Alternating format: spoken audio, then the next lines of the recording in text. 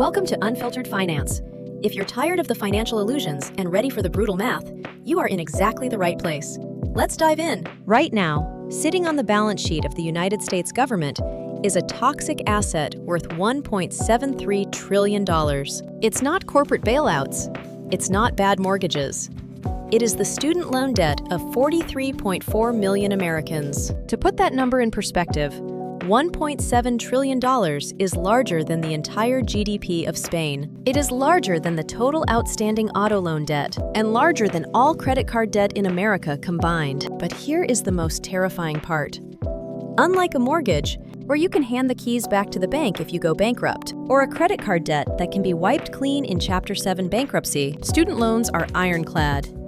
Due to a series of bankruptcy law changes culminating in 2005, federal student loans cannot be discharged in bankruptcy except under extreme, almost impossible circumstances. It is a derivative product designed with a 0% escape rate. How did an institution originally designed to build the middle class become a financial trap that is actively destroying it? The average borrower today graduates with $37,338 in debt.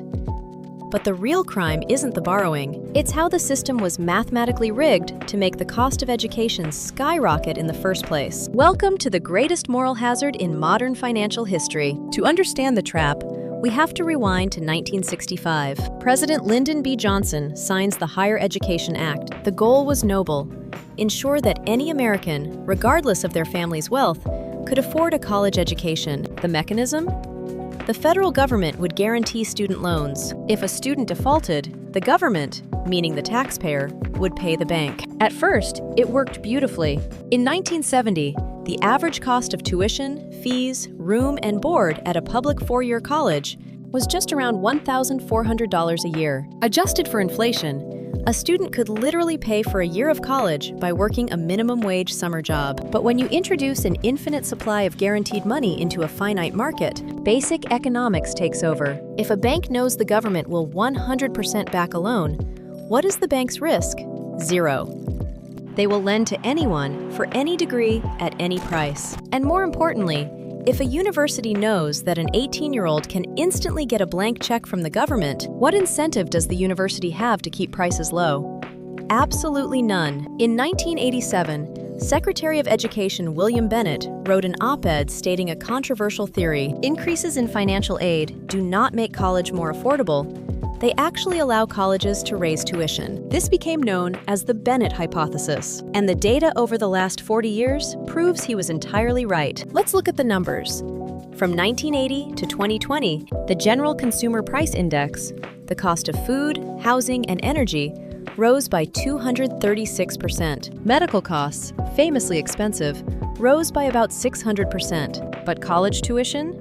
It exploded by an unbelievable 1,200%. This is the textbook definition of moral hazard. Universities realized they had a captive audience and an unlimited funding source. They were operating in a market with completely distorted price discovery. When a product is subsidized, the producer captures the subsidy by raising the price. The student didn't get a cheaper education. The university just got a larger check. So, if tuition went up 1,200%, the quality of education must be incredible now, right? Are professors being paid 10 times more? No. In fact, most universities shifted aggressively to relying on poorly paid adjunct professors, who now make up over 70% of instructional faculty. So where did the trillions go? Welcome to the era of administrative bloat. Between 1993 and 2009, while student enrollment rose by 32%, the number of full-time administrators per 100 students grew by 39%. Universities transformed into luxury resorts to compete for those sweet, guaranteed federal loan dollars. We saw the construction of $50 million recreation centers, lazy rivers, rock climbing walls, and dining halls that rival Michelin star restaurants. The universities aren't competing on academic rigor anymore. They are competing on lifestyle amenities, funded entirely by the non-dischargeable debt of 18-year-olds who don't yet understand compound interest. Now, let's look at the financial reality for the borrower. Why do people pay their loans for 10 years and owe more than they started with? It's a mathematical trap called negative amortization. Let's say you graduate with $50,000 in debt at a 7% interest rate. That loan generates roughly $291 in interest every single month. But because starting salaries are low, the government offers income-driven repayment plans. They look at your $40,000 entry-level salary and say, you only need to pay $150 a month. It sounds like a relief.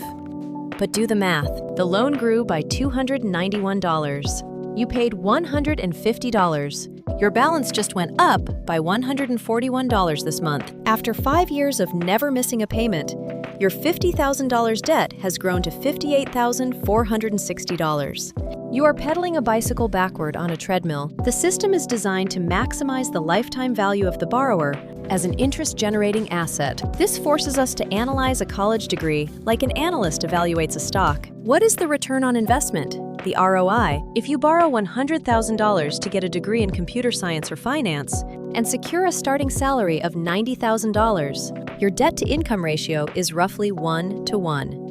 It's painful, but mathematically survivable. But what if you borrow $120,000 for a degree in sociology from a private out-of-state university, and your starting salary is $45,000? Your debt-to-income ratio is near 3:1. From a purely financial perspective, this is a catastrophic investment. The opportunity cost is staggering. If an 18-year-old skipped college, worked a trade, and invested just $500 a month into an S&P 500 index fund, yielding 8%, by age 40, they would have over $350,000 in liquid assets. Meanwhile, the graduate might still be paying off the principal. This isn't just a personal tragedy. It is a macroeconomic time bomb. When a whole generation is saddled with $1.7 trillion in debt, the entire economy slows down. Historically, young adults drive economic growth by forming households, buying cars, and purchasing their first homes. But today, the average age of a first-time homebuyer has jumped to 35, the oldest on record. Why? Because the $500 a month that should have been saved for a down payment is going straight to loan servicers like Nelnet and Mohila. Furthermore, small business formation among young people has plummeted. You cannot take the risk of starting a business when you have a mandatory, non-dischargeable $600 monthly payment hanging over your head. The student loan crisis is actively cannibalizing the future growth of the American economy. You might wonder, who actually profits from this? Enter SLABS, student loan asset-backed securities. Just like the mortgage-backed securities that crashed the economy in 2008, Wall Street banks bundle private student loans into tranches, get them rated by credit agencies, and sell them to institutional investors. Because these loans cannot be discharged in bankruptcy, they are viewed as incredibly safe yield-generating assets. Trillions of dollars in the financial ecosystem rely on graduates making these monthly payments. This is why systemic reform is so difficult. If you wipe out the debt, you don't just help students, you potentially shock a massive derivatives market that pension funds and hedge funds rely on for steady returns.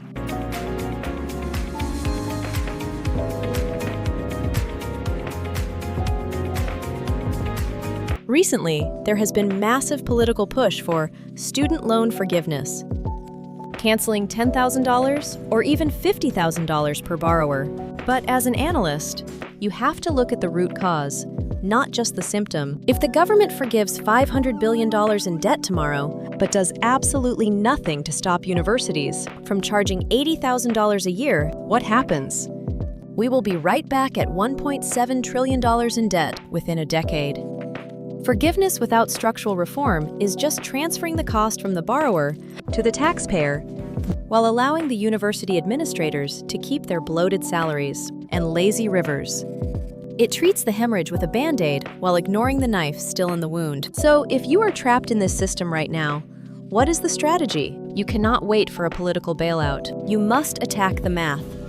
If you hold high-interest private loans at 8% or 10%, you have to use the Avalanche method. You might need to temporarily halt your 401k contributions beyond the employer match and direct every spare dollar to crush the principal of that highest interest debt. You have to outpace the negative amortization. The student loan system was built on a noble idea, but mutated into a financial trap, designed to extract wealth from the young before they even build it. By understanding the macro mechanics of this $1.7 trillion crisis, you can stop playing their game take control of your balance sheet, and buy back your freedom. If you value the brutal truth over financial illusions, then hit subscribe today. To see how this math applies to your next move, click the video on your screen. I will see you there.